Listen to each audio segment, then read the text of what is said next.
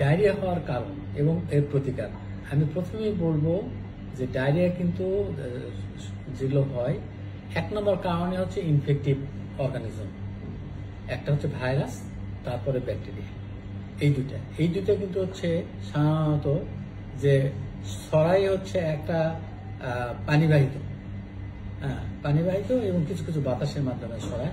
তো পানিবাহিত যে ছড়াই বেশি, পানিবাহিত ছড়ানোর আমাদের প্রধান ধাপ কি হবে? ডায়রিয়া যদি আমরা হচ্ছে যেটা হয় সেটা হচ্ছে বিশুদ্ধ পানি পান করতে হবে।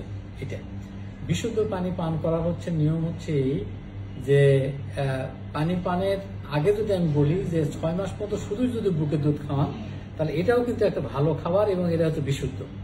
তাহলে এটা গেল প্রথম 6 মাস, যে তাহলে ডায়রিয়া হবে না যদি আপনি শুধুই বুকের দুধ খাওয়ান। আর 6 মাসের পরে বিশুদ্ধ পানি গ্রহণ করা এটা কিন্তু জরুরি বুকের দুধের পাশাপাশি।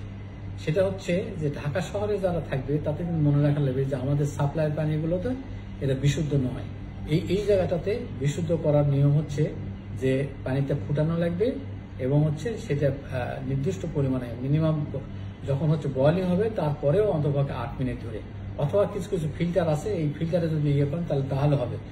বাচ্চাকে বিশুদ্ধ পানি খাওয়াবেন এবং হচ্ছে বিশুদ্ধ পানিতে গোসল করাবেন, এই দুটাই প্রয়োজন। এই দুটা যদি আপনি করেন এবং প্রতিটা খাওয়ার আগে, খাবার তৈরি করার আগে এবং বাচ্চাকে খাওয়ানোর আগে উভয়ে যদি হাত পরিষ্কার করেন, সাবান দিয়ে হাত পরিষ্কার করেন, টয়লেট ব্যবহার করে এসেছেন হাত পরিষ্কার করেন, তাহলেই দেখবেন যে ডায়রিয়া একেবারেই কমে যাবে।